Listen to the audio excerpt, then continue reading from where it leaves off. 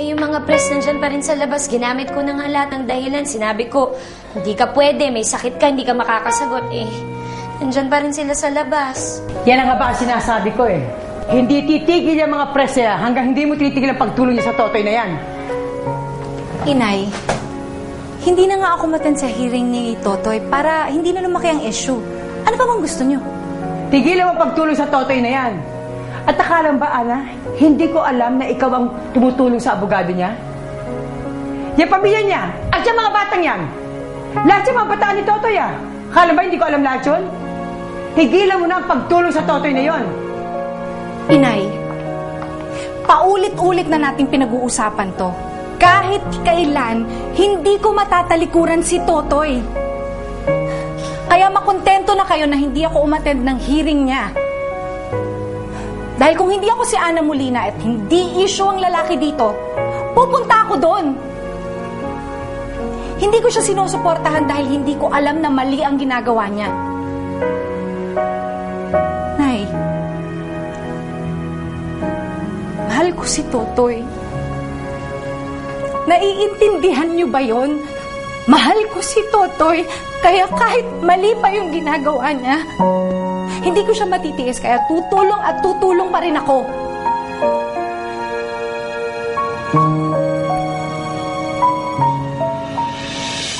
Ako po ang dating mayor ng bayan na sumasakop sa Barrio Gapas. Kilala niyo bang personal si Arturo Magtanggol? Hindi ko po makakalimutan ang taong yan. Isa po siyang rebelde sa aming probinsya at napakarami ng kanyang pinatay sa Barrio Gapas. So, masasabi niyo bang isang delikadong tao si Magtanggol? Nagagawa at gagawa uli ng krimen sa oras na mapawalang sala siya. Opo. Isa pong delikadong tao si Magtanggol. Isa po siyang kriminal na ginagamit lamang ang mga isyu para makaanpas sa parusa ng batas. Mamamatay tao! Isa pong masamang tao si Arturo Magtanggol! Tama po ba, tita? Mukhang matigas si Ate Ana. Pero alam niyo, hindi ko siya masisisi. Kasi mahal niya talaga si Kuya Totoy At yan ay kababagsak ng Ate Ana mo. Si Totoy ang sisira kay Ana.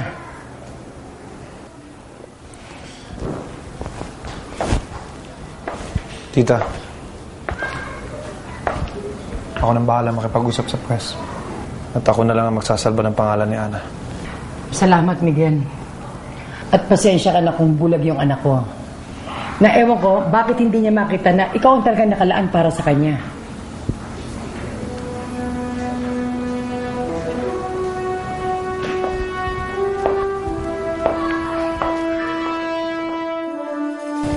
Mayor, gusto ko pong malaman nyo na kahit po nasa panig kayo ng prosecutor, ako po ay nagpapasalamat na nandito po kayo para tumistigo sa amin ngayong araw na ito.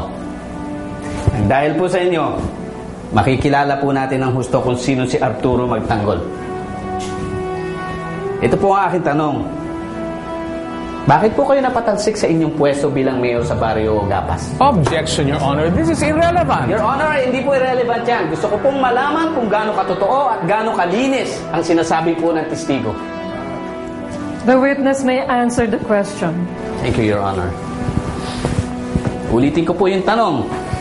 Bakit po kayo napatalsik, Mayor?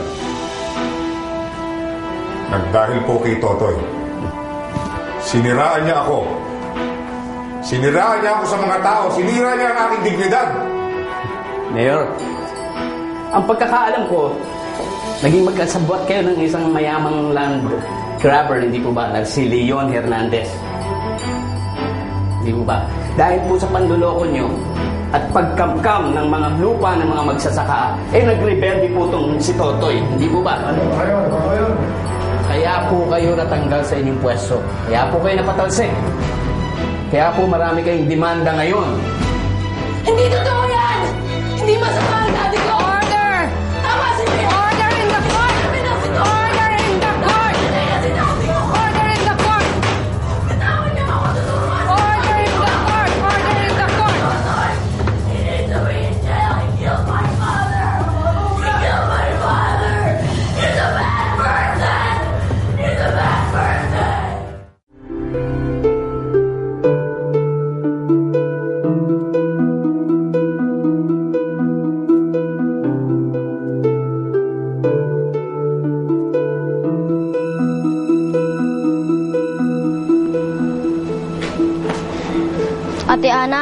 ka na po umiyak.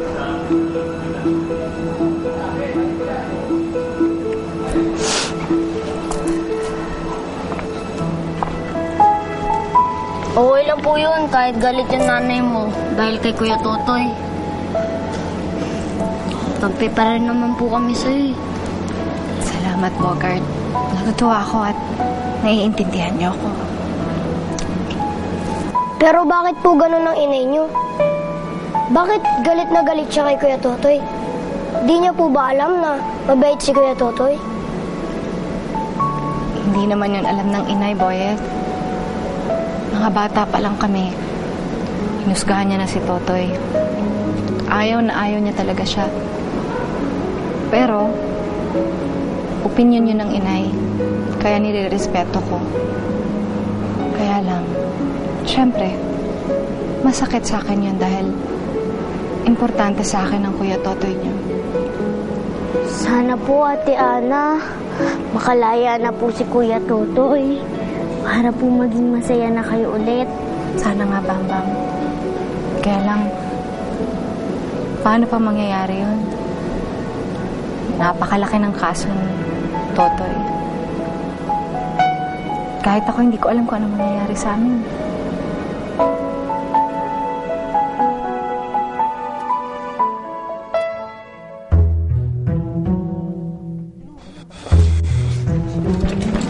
Sir, bibigay po yung statement? Oo, bilang manager ni Ana Molina, ako na magbibigay ng statement sa inyo. Anong masasabi mo sa mga isyong to? May relasyon nga ba si Ana Molina kay Totoy Magtanggol? Gusto ko lang linawin, walang relasyon si Ana at si Totoy.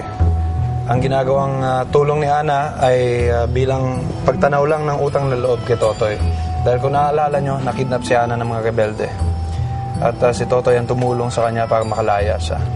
Kaya kung pwede lang, huwag nyo nang palaki ng issue dahil walang relasyon si Ana at si Totoy. Ibig bang sabihin nito ay kayo pa rin ni Ana magkarelasyon? Oo nga, Miguel. Di ba nababalita noon, ikakasal na kayo ni Ana Molina? Anong pakiramdam mo ngayon at nai-involve siya sa ibang lalaki? Teka lang, Hua. May lilinawin lang ako. Gillette, okay lang. Ako na sasagot. Uulitin ko, walang relasyon si Ana at si Totoy. And for the record, yes, kami ni Ana, she's my fiancé at tuloy pa rin ang plano namin na magpakasal. Eh, kailan kayo magpapakasal? May plano na ba kayo? Yun lang muna ang sasabihin ko ngayon. Ang pakiusap ko lang, sana huwag natin disturbo si Ana. Sir, sandali lang po. Salamat, yun lang. Pasensya na. Sir, may mga tanong pa kami, sir. Sir! Sir, saglit na, sir. Ano po, sir? Maalis na ito.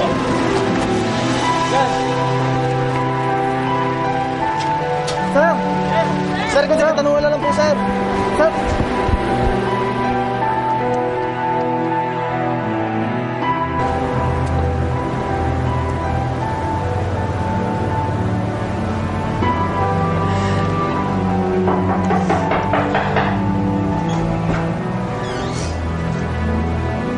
Kakausapin ko lang si Miss Hernandez.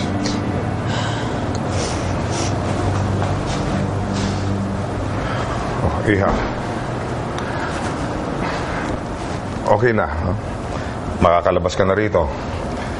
Nakausap na ng abogado ko yung judge para wag ka nang kasuhan sa ginawa mo eksena kanina. Salamat ho, Tito. Hindi lang ako kasi nakatiis eh. Ang sasama po ng mga sinasabi ng mga abogado ng Totoy na yun tungkol sa daddy ko. Iha, huwag mo nang papansinin yung mga ganon. Natural lamang nasiraan niya yung ama mo para ipagtanggol si Totoy. Basta para sa atin, isang disenteng tao si Leon at wala siyang nagawang kasalanan. Ha? Kailangan iisipin mo.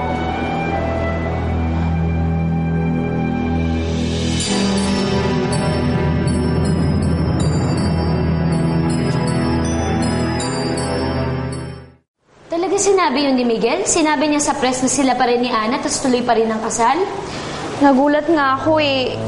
Syempre alam ko naman yung totoo na wala sila ni Ate Ana, na hindi natuloy yung kasal. Pero syempre hindi na ako nakaimik kasi pinigilan ako ni Kuya Miguel eh. Kapal naman ang face nitong si Papa Miguel. Ba't kailangan niya magsinungaling ng ganon? Connie, huwag ka na magalit kay Miguel. Siguro pinagtatakpan niya lang ako sa press para hindi na mausisa kung ano talagang relasyon namin ni Totoy. Sa bagay nga na, para hindi na maungkat ko ano mang namamagitan sa inyong dalawa ni Totoy. Pero parang mali pa rin eh. Parang hindi naman tama na sabihin niya sa press na sila pa rin kahit hindi na. Di ba? Mali na yun. Hindi mali ang ginawa ni Miguel, Connie. Tama lang ginawa niya. Dahil meron si Ana na karir na dapat niyang isipin. Karir na mula pagkabata pa ay pinilit niyang abutin. At karir na isinalba lang ni Miguel. Kaya hayaan natin ang mga tao na isipin na si Miguel at si Ana pa rin hanggang ngayon. Para hindi siya masira dahil kay Totoy.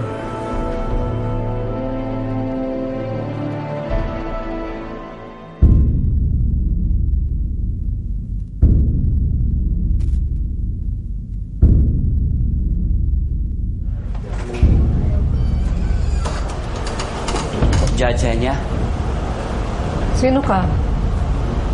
tawagin mo na lang akong si Santa Claus. Hindi kita maintindihan. Para sa'yo.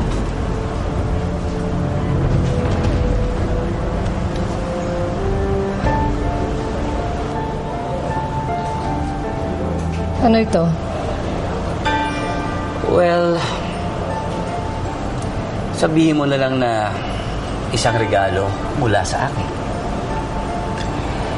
Na may konting kapalit. Ano? Sintensyahan mo ng panghabang buhay na pagkakulong si Totoy Magtanggol. Hindi nabibili ang hatol ko. Judge, sundin mo ang hinihiling ko o papatayin ka nila. At di kami nagbibiro.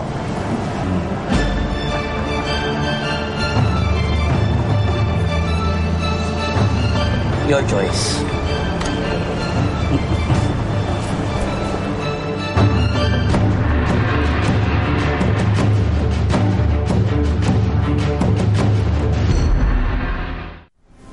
Your Honor, against advice of counsel, my client would like to take the stand. Any objections? No objections, Your Honor. The accused may now take the stand.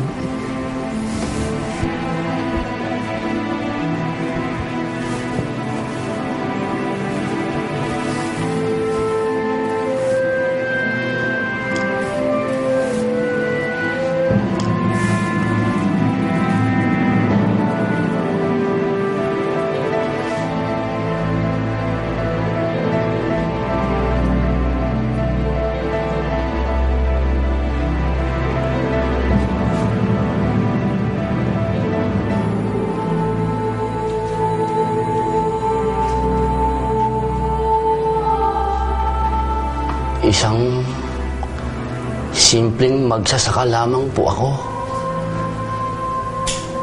Mangmang po sa mga kalakaran dito sa syudad.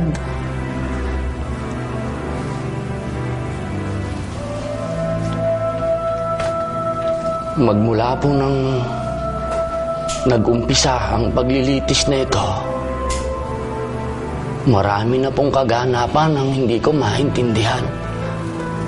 Bukod po sa malalalim na salitang Ingles, ay napatunayan ko pong napakalayo ng pamantayan ng mga may pera at walang pera. Iba ho talaga ang pag-iisip ng mga edukado at ang walang pinag-aralan. Ayaw ho talaga ng mga abogado ko na ako po ay magsalita dito. Ayon ho sa kanila, baka makasama sa kaso ko. Pero kailan naman ho nakasama ang katotohanan? Hindi po ako marunong magsinungaling. Wala po akong ginawa na aking itinanggi.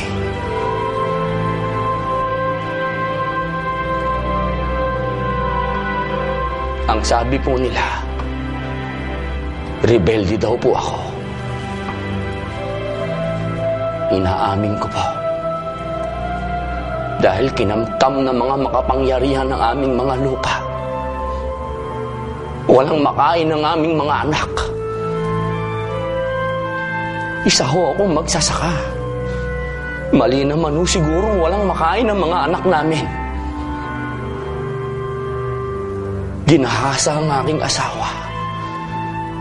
Pinatay. Pinilit ho kaming mambuhay sa kabundukan. Kailangan kong ipagtanggol ang pamilya ko. Ang natitira naming buhay, ang aming tangal. Kung matatawag niyo pong pagre-rebelde yun, oo, rebelde po ako. Ngayon naman ho, may ibang tawag sa akin.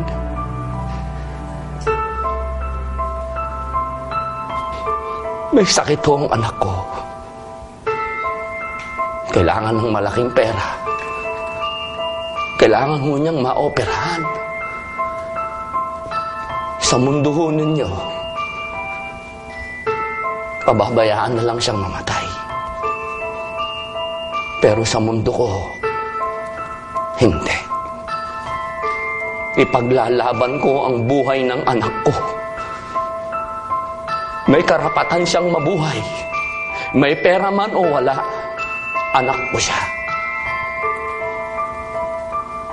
Ngayon po, kung sa tingin niyo po ay masama akong mamamayan, isa akong kriminal, kahit hindi ko po naiintindihan, patawad. Patawarin niyo po ako. Pero masaya po ako. Kasi buhay po ang anak ko. At masayang-masaya po ako kasi alam ko po sa puso ng anak ko, isa akong mabuting ama.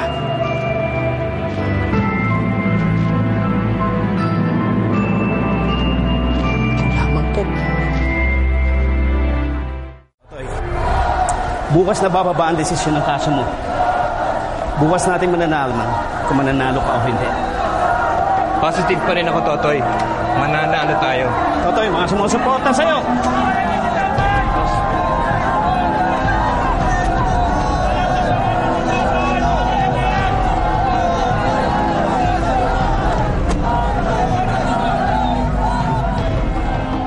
Sana magustuhan to ni Itay.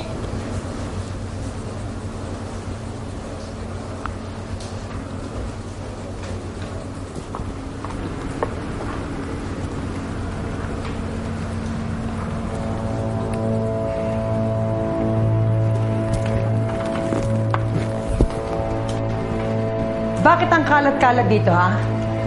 Parang may lungga ng daga dito.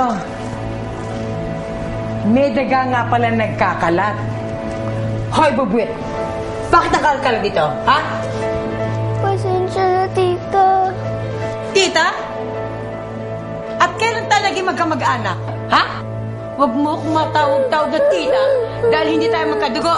Dahil wala akong dugong kriminal katulad ng tatay mo, ha? Hindi mo kriminal si Itay. Gaga! Tanga! Kriminal ang tatay mo! Hindi mo totoo yan. Ano bang ginagawa mo? Tigil mo yan! Titigil ako kung kailan ko gustong tumigil. Bawa naman kayo sa bata. Kagagaling lang niya sa operasyon eh. So, anong pakialam ko ngayon? Pesi kayo lahat sa buhay ko.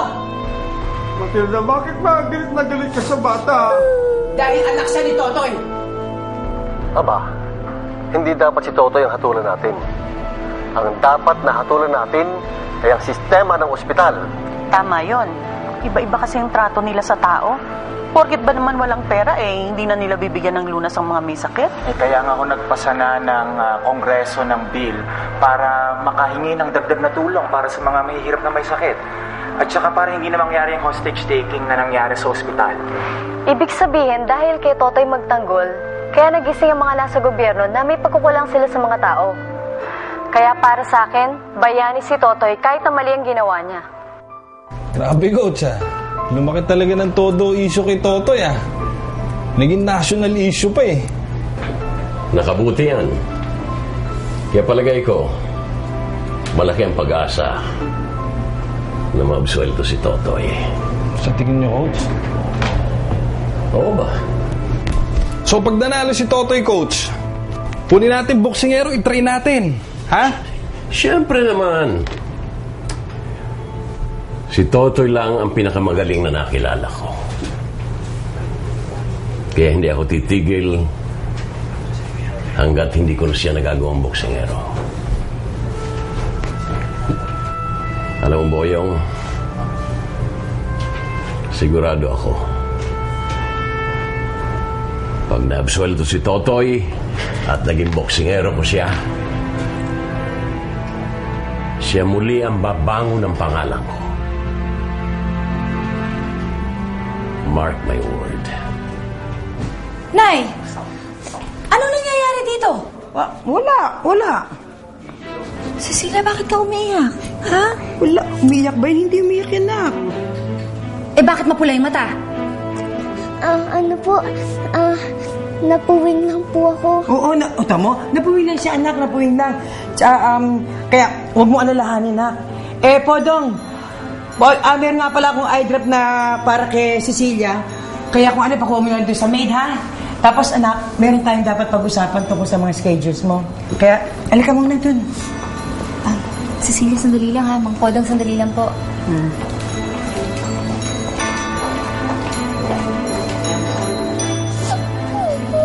Apo ko, halika.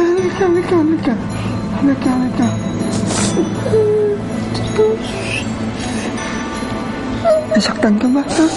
Ha? Nasaktan ka ba? Ayos lang po ako. Bakit pa kasi hindi natin isumbong yung Matilda na yan kay Ate Ana Huwag na.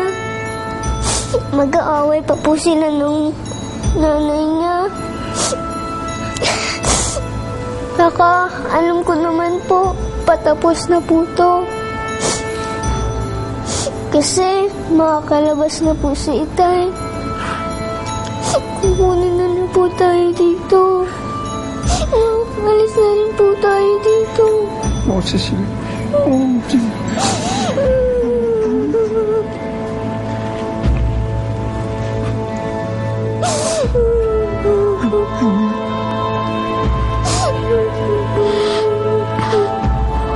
Alis na tayo dito. Uwi na tayo.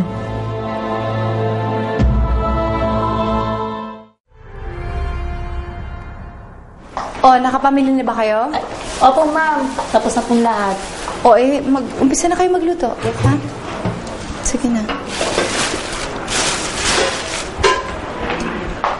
Wow! Ano to, nagpapahanda ka? Oo. Bakit? Malay pa naman birthday mo, Ngayon kasi bababa ang hatol kay Totoy, Kaya gusto kong maghanda para sa kanya.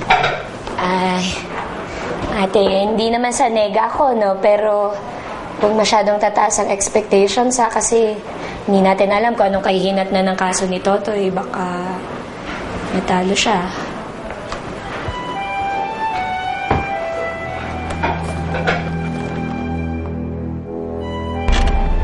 Ma'am, nandito na po tayo. Ma'am, okay lang po kayo? Yes, bababa na ako. May hatol na rin ako.